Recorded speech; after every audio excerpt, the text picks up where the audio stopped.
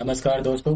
आज के वीडियो में हम 8 जनवरी का करंट अफेयर्स पढ़ेंगे। चलिए शुरू करते हैं। पहला प्रश्न है, किस देश में महिलाएं बुलेट ट्रेन चलाएंगी? तो कहाँ चलाएंगी? सऊदी अरब में चलाएंगी। सऊदी अरब की राजधानी है रियाद और प्राइम मिनिस्टर कौन है? शहजादा मोहम्मद बिन। सऊदी अरब के पवित्र माने जाने वाले सबसे खास शहर मक्का और मदीना के लिए चलाई जाने वाली बुलेट ट्रेन का संचालन अब महिलाएं करेंगी। सऊदी अरब सरकार ने इसके लिए महिलाओं को पहले से ट्रेंड कर दिया है। इस बुलेट ट्रेन की गति जो है वो 450 किलोमीटर प्रति घंटा होगी, जो पूरी तरह से इलेक्ट्रॉनिक ट्रेन होगी। हाल ही में किस देश ने मधुमक्खियों के लिए दुनिया के पहले टीके के उपयोग को मंजूरी दी है? तो ये दी है मंजूरी अमेरिका ने। राजधानी Washington DC, president Joe Biden, vice president Kamala Harris. संयुक्त राज्य अमेरिका ने मधुमक्खियों के लिए दुनिया के पहले टीके के उपयोग को मंजूरी दी है। यह अमेरिकी फुल ब्रूड रोग से होने वाली मौतों को रोकने के लिए बनाया गया है। United states department of agriculture ने बायोटेक कंपनी डॉलन एनिमल हेल्थ द्वारा विकसित मधुमक्खियों के लिए दुनिया के पहले टीके के लिए सशर्त लाइसेंस दिया है। यह टीका शुरू में वाणिज्यिक मधुमक्खी पालकों के लिए उपलब्ध होगा और इसका उद्देश्य बैक्टीरियम पेनिबैसिलस लार्वा के कारण होने वाली अमेरिकी फुल ब्रूड बीमारी से बचाव करना भी है। यह रोग पित्त को कमजोर कर सकता है और मार सकता है। अमेरिका के कुछ हिस्सों में 1/4 पित्ती संक्रमित पाए गए हैं। दावा है कि वैक्सीन मधुमक्खियों की सुरक्षा में सफलता के रूप में काम कर सकती है। यह मधुमक्खी के लार्वा को रोग प्रतिरोधक क्षमता प्रदान करता है, क्योंकि वे बीमारी से मृत्यु को कम करते हैं। विश्व की प्रथम महिला क्रिकेट खिलाड़ी जिनकी हाल ही में कांस्य प्रतिमा का सिडनी में अनावरण किया गया है, तो उनका नाम है बेलिंडा क्लार्क। ऑस्ट्रेलिया की बेलिंडा क्लार्क की प्रतिमा सिडनी क्रिकेट स्टेडियम में लगाई गई है। बेलिंडा क्लार्क विश्व की प्रथम महिला क्रिकेटर हैं जिनकी प्रतिमा स्टेडियम में स्थापित की गई है। बेलिंडा क्लार्क ने खुद अपनी मूर्ति का अनावरण किया है। अगला प्रश्न है, भारत ने किस देश में संयुक्त राष्ट्र मिशन में महिला शांति सैनिकों की एक पलटन को तैनात किया है? तो कहां पर किया है? सूडान में किया है। राजधानी खार्तूम। प्रधानमंत्री Osman Hussein, president Abdel Fattah al Burhan. संयुक्त राष्ट्र शांति सेना में सबसे अधिक सैन्य योगदान करने वाले देशों में से एक भारत सूडान के अबेई में महिला शांति सैनिकों की एक पलटन तैनात कर रहा है। यह 2007 के बाद से संयुक्त राष्ट्र मिशन में महिला ब्लू हेलमेट की देश की सबसे बड़ी एकल यूनिट होगी। 2007 में लाइबेरिया में संयुक्त राष्ट्रीय शांति मिशन में 125 सदस्यीय महिला दल को तैनात किया गया था। अगला प्रश्न है, भारत हाल ही में किस देश को पीछे छोड़कर वैश्विक स्तर पर तीसरा सबसे बड़ा ऑटो बाजार बन गया है? तो भारत ने किसको छोड़ा है? जापान को छोड़ा है पीछे। भारत ने तेजी से बढ़ते ऑटो सेक्टर में जापान को पीछे छोड़ दुनिया का तीसरा सबसे बड़ा बाजार बन गया है। निक्केई एशिया की रिपोर्ट के मुताबिक भारत में जापान से अधिक गाड़ियों की सेल हुई है, जिस वजह से भारत जापान को पीछे छोड़ दुनिया का तीसरा सबसे बड़ा ऑटो बाजार बन गया है। चीन ऑटो बाजार में दुनिया में पहले स्थान पर आता है, दूसरे पर अमेरिका आता है। किस खिलाड़ी ने टेनिस से संन्यास लेने की घोषणा की है? तो उनका नाम है सानिया मिर्जा।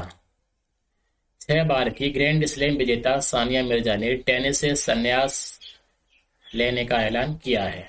सानिया ने 3 बार वीमेन्स डबल्स का ग्रैंड स्लैम और 3 बार मिक्स डबल्स का खिताब अपने नाम किया है। इसके अलावा इनके नाम बहुत सारे रिकॉर्ड दर्ज हैं।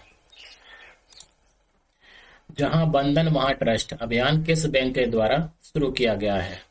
जैसा नाम से स्पष्ट है, बंधन बैंक ने। बंधन बैंक ने बैंक के ब्रांड एम्बेसडर सौरभ गांगुली के साथ जहां बंधन वहां ट्रस्ट अभियान शुरू किया है। जहां बंधन वहां ट्रस्ट एक एकीकृत मार्केटिंग अभियान है। इसमें कंपनी ने विश्वास पर जोर दिया है कि ब्रांड एक बैंक के रूप में 7 वर्षों की अवधि में अर्जित करने में सक्षम रहा है। बंधन बैंक ने 23 अगस्त 2015 को अपना परिचालन शुरू किया था। हाल ही में केंद्र ने किसे गैर कानूनी गतिविधि अधिनियम यूएपीए के तहत आतंकवादी संगठन घोषित किया है? तो उसका नाम है द रेसिस्टेंस फ्रंट। केंद्र ने गैर कानूनी गतिविधियों में संलिप्तता के कारण द रेसिस्टेंस फ्रंट को आतंकवादी संगठन घोषित कर दिया है। अब बात करते हैं यूएपीए के बारे में। तो गैर कानूनी गतिविधियां अधिनियम 1967, इसका नाम है, इसकी फुल फॉर्म है अनलॉफुल एक्टिविटीज प्रिवेंशन एक्ट 1967। इसको भारत की संसद द्वारा 1967 में निर्मित किया गया था। इस अधिनियम का गठन जो है अलगाववाद से जुड़े अपराधों पर रोक लगाने के लिए किया गया था। एनसीसी गणतंत्र दिवस शिविर 2023 में कितने मित्र देशों के कैडेट भाग लेंगे? तो 19 मित्र देशों के कैडेट एनसीसी गणतंत्र दिवस शिविर में भाग लेंगे। की संख्या है 19। बात करते हैं एनसीसी की। तो एनसीसी का गठन 15 जुलाई 1948 को हुआ था। एनसीसी शिक्षा मंत्रालय द्वारा संचालित की जाती है। यह भारतीय सेना से संबद्ध एक स्वैच्छिक संगठन है। एनसीसी भारत में दुनिया का सबसे बड़ा युवा संगठन है। 2 जनवरी को दिल्ली कैंट के करियप्पा परेड ग्राउंड में 74वां राष्ट्रीय कैडेट कोर गणतंत्र दिवस शिविर 2023 शुरू किया गया। 1 महीने तक चलने वाले इस कैंप में सभी 28 राज्यों और 8 केंद्र शासित प्रदेशों की 710 लड़कियों सहित कुल 2155 कैडेट भाग ले रहे हैं। USA, UK, Argentina, Brazil, Mongolia, रूस, किर्गिज गणराज्य, Kazakhstan, Tajikistan, Uzbekistan, Nepal, Vietnam, Maldives, Mozambique, Mauritius, Seychelles, Sudan, New Zealand और फिजी सहित 19 मित्र देश भाग ले रहे हैं। सांस्कृतिक प्रतियोगिताएं, राष्ट्रीय एकता जागरूकता कार्यक्रम और विभिन्न संस्थागत प्रशिक्षण प्रतियोगिताएं जैसी एनसीसी गतिविधियां आयोजित की जाएंगी। अब बात करते हैं एनसीसी है क्या। तो राष्ट्रीय कैडेट कोर भारतीय सशस्त्र बलों की युवा शाखा है। यह देश के युवाओं को अनुशासित और देशभक्त नागरिकों में विकसित करने में लगे सेना, नौसेना और वायुसेना से युक्त त्रिसेवा संगठन के रूप में स्वैच्छिक आधार पर स्कूल और कॉलेज के छात्रों के लिए खुला है। एनसीसी का मुख्यालय नई दिल्ली में है। वर्तमान में एनसीसी के महानिदेशक लेफ्टिनेंट जनरल गुरबीर पाल सिंह हैं। वॉइस ऑफ ग्लोबल साउथ शिखर सम्मेलन का आयोजन कौन सा देश करेगा? तो ये करेगा भारत। भारत 12 और 13 तारीख को वर्चुअल माध्यम से एक विशेष शिखर सम्मेलन का आयोजन करेगा।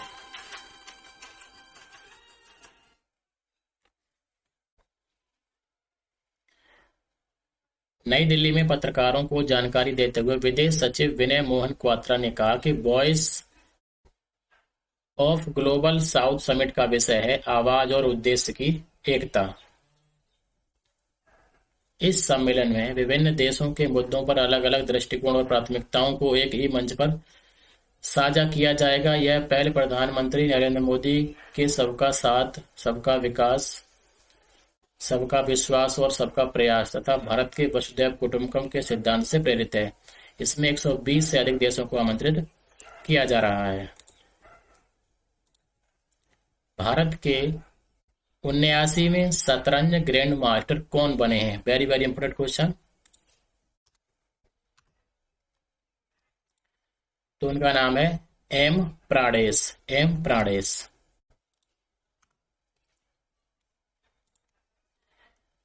आदित्य मित्तल जो है वो भारत के 77वें शतरंज ग्रैंड मास्टर बने हैं। और 78 में कौन बने अभी हाल ही में? कोलकाता के कौस्तुभ चटर्जी। और 79 में कौन बने गए? एम प्राडेस। इन तीनों का क्रम और नाम यहाँ पे दिया गया है, आप नोट कर लीजिए। केंद्रीय विज्ञान और प्रौद्योगिकी मंत्री डॉक्टर जितेंद्र सिंह ने किस राज्य में national genome editing and training centre का उद्घाटन किया है? तो कहां पर किया है? पंजाब में किया है। केंद्रीय विज्ञान और प्रौद्योगिकी मंत्री डॉक्टर जितेंद्र सिंह ने आज राष्ट्रीय कृषि खाद्य जैव प्रौद्योगिकी संस्थान मोहाली पंजाब में राष्ट्रीय जीनोम संपादन और प्रशिक्षण केंद्र का उद्घाटन किया।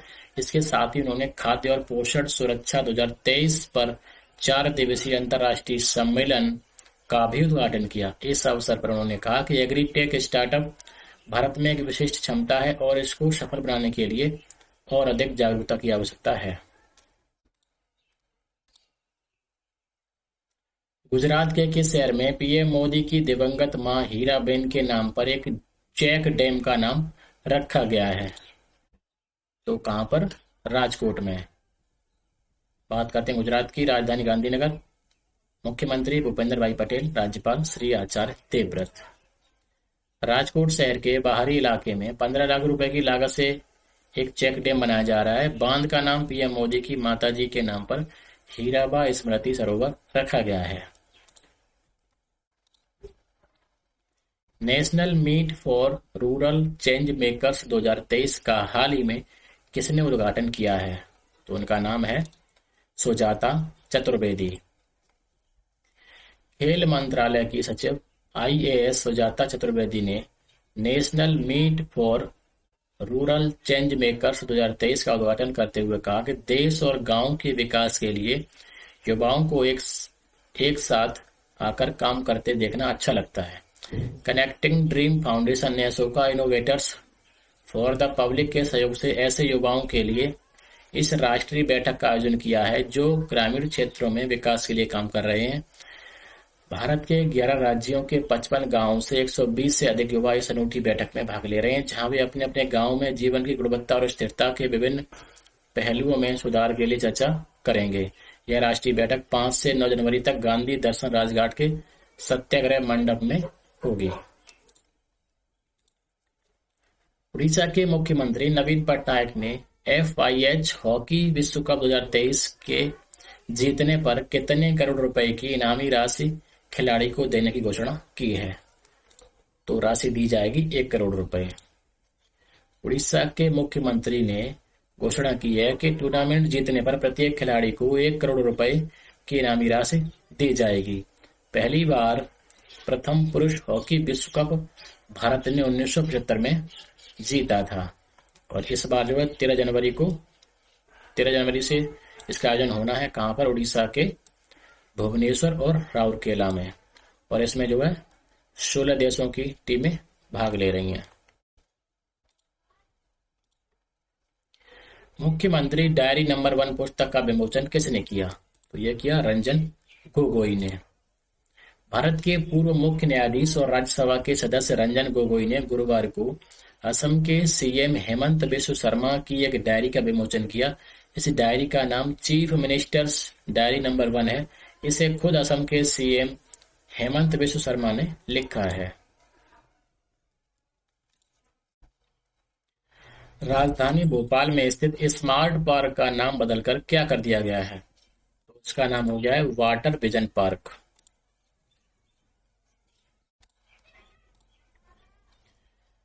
अगला प्रश्न है, मुख्यमंत्री मनोहर लाल खट्टर ने गुरुग्राम से कितने करोड़ रुपए की 167 परियोजनाओं का शिलान्यास और उद्घाटन किया है?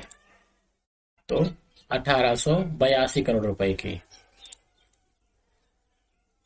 हरियाणा के मुख्यमंत्री ने 1882 करोड़ रुपए की 167 परियोजनाओं का शिलान्यास और उद्घाटन हाल ही में किया है। अंतर्राष्ट्रीय पतंग महोत्सव 8 से 14 जनवरी तक कहां पर मनाया जाएगा? तो वो भी मनाया जाएगा गुजरात में। कोविड के चलते 2 साल तक ये नहीं मनाया गया था और 2 साल बाद गुजरात के तमाम शहरों में अंतर्राष्ट्रीय पतंग महोत्सव का आयोजन 8 से 14 तारीख तक मनाया जाएगा। अहमदाबाद और राज्य के दूसरे शहरों में रंग बिरंगी और अजूबे पतंगों को आसमान में उड़ाया जाएगा। इसमें पतंगबाजों की अधिकतम संख्या का गिनीज वर्ल्ड रिकॉर्ड बनाने का भी प्रयास किया जाएगा।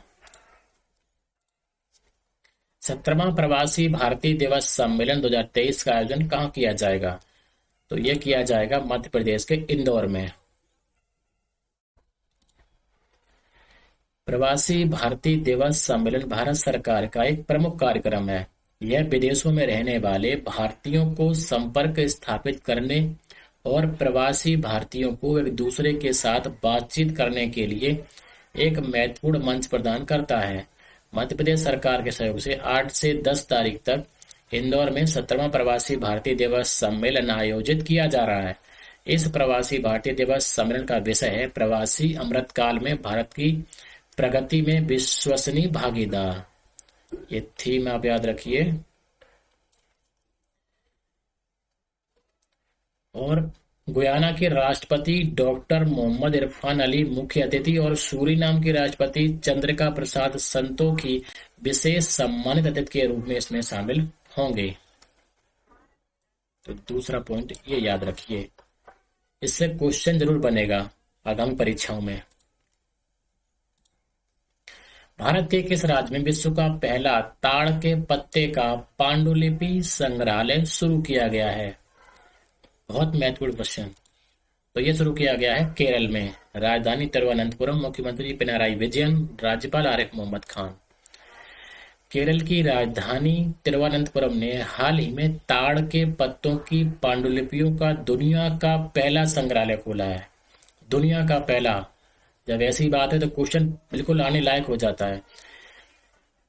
तो केरल की राजधानी तिरुवनंतपुरम ने हाल ही में ताड़ के पत्तों की पांडुलिपियों का दुनिया का पहला संग्रहालय खोला है, जिसने राज्य को सांस्कृतिक और शैक्षिक रूप से समृद्ध किया है।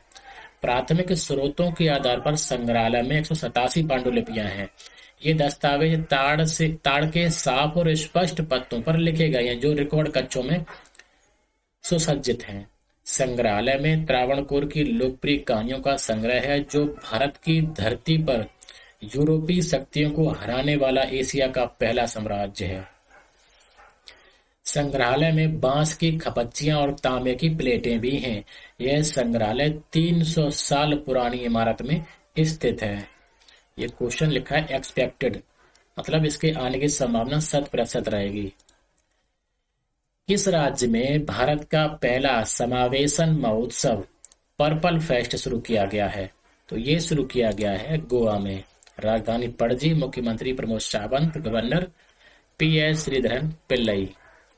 देश के पहले पर्पल फेस्ट का आयोजन गोवा में 6 से 8 जनवरी तक आयोजित किया जा रहा है। इस आयोजन का मकसद भारत में दिव्यांगता के प्रति भेदभाव, कलंक और रूढ़वादिता जैसी बाधाओं को दूर करना है। पर्पल फेस्ट के आयोजन की तैयारियां पूरी हो चुकी हैं। गोवा में इस फेस्ट के आयोजकों के मुताबिक हमारे देश में खेल का बड़ा महत्व है और एक बड़ी दिव्यांग आबादी होने की वजह से इस बड़े समुदाय के लिए भी खेलों को बढ़ावा देना जरूरी है। किस उच्च न्यायालय ने सरकार को HIV पॉजिटिव व्यक्तियों को मुफ्त भोजन और चिकित्सा उपचार सुनिश्चित करने का निर्देश दिया है? तो ये आदेश दिया है माननीय दिल्ली उच्च न्यायालय ने। दिल्ली हाई कोर्ट ने शहर की सरकार को निर्देश दिया है कि वह गरीबी रेखा से नीचे रहने वाले HIV संक्रमित व्यक्तियों के लिए मुफ्त भोजन और चिकित्सा उपचार सुनिश्चित करे तथा प्रभावित रोगियों की शिकायतों से निपटने वाले कानूनों का सख्ती से अनुपालन सुनिश्चित करे। मुख्य न्यायाधीश सतीश चंद्र शर्मा की अध्यक्षता वाली पीठ ने पाया है कि HIV संक्रमित रोगियों को सहायता प्रदान करने के लिए दिल्ली सरकार द्वारा किफायती उपचार सहित कई पुनर्वास योजनाएं और उपाय किए गए थे। अगला क्वेश्चन है, मध्य प्रदेश के राज्यपाल ने किसके द्वारा लिखित पुस्तक ह्यूमन एनाटॉमी का विमोचन किया है? तो ये लिखी गई है AK द्विवेदी द्वारा। मध्य प्रदेश के राज्यपाल श्री मंगूभाई पटेल ने समारोह में एक चिकित्सा पुस्तक ह्यूमन एनाटॉमी का विमोचन किया है, जो AK द्विवेदी द्वारा लिखित चिकित्सा शिक्षा से संबंधित सभी पाठ्यक्रमों के मेडिकल छात्रों के लिए एक बहुत ही उपयोगी पुस्तक है। कौन सा शहर 9 से 11 जनवरी 2023 के बीच G20 के global partnership for financial inclusion working group की पहली बैठक की मेजबानी करेगा? तो यह करेगा कोलकाता। कोलकाता 9 से 11 जनवरी के बीच G20 के global partner for financial inclusion working group की पहली बैठक की मेजबानी करेगा। बैठक के उद्घाटन सत्र में वित्तीय समावेशन में भारत की भूमिका पर एक अनूठी प्रदर्शनी दिखाई जाएगी। किस राज्य ने घोषणा की है कि ग्रामीण क्षेत्रों में जल्द ही 122 नए खेल परिसर बनाए जाएंगे? तो ये खेल परिसर कहाँ बनाए जाएंगे? महाराष्ट्र में बनाए जाएंगे। राजधानी मुंबई, मुख्यमंत्री एकनाथ शिंदे, राज्यपाल भगत सिंह कोश्यारी। महाराष्ट्र ने घोषणा की है कि ग्रामीण क्षेत्रों में जल्द 122 नए खेल परिसर बनाए जाएंगे। इसका उद्देश्य है कि महाराष्ट्र को देश में एक खेल महाशक्ति के रूप में स्थापित करना है। बिरसा मुंडा हॉकी स्टेडियम का उद्घाटन कहाँ किया गया? तो ये किया गया आसाम में। उड़ीसा के मुख्यमंत्री ने 5 जनवरी को देश के सबसे बड़े हॉकी स्टेडियम का उद्घाटन किया। इस स्टेडियम का नाम Birsa Munda hockey stadium complex है, जो भारत के राउरकेला में स्थित है। इसे 20,000 लोगों के बैठने की क्षमता के साथ रिकॉर्ड 15 महीने के समय में 50 एकड़ में बनाया गया है। स्टेडियम के पास प्रमाणित टर्फ और प्रकाश व्यवस्था के साथ अभ्यास केंद्र भी है। राज्य ने एक विश्व कप गांव भी बनाया है, जिसमें 9 महीने के भीतर खिलाड़ियों और अधिकारियों को रखने के लिए 225 कमरे बने हैं। और आज का अंतिम 28वां प्रश्न, हाल ही में केंद्रीय गृह मंत्री अमित शाह ने 120 फीट ऊंची पोलो प्रतिमा का उद्घाटन कहां पर किया है? तो ये पोलो प्रतिमा लगाई गई है मणिपुर में। राजधानी इम्फाल। मुख्यमंत्री एन बीरेन सिंह, राज्यपाल एल गणेशन। दोस्तों, ये थे आज के करंट अफेयर के प्रश्न। आज की वीडियो में इतना ही। जय हिंद, जय भारत।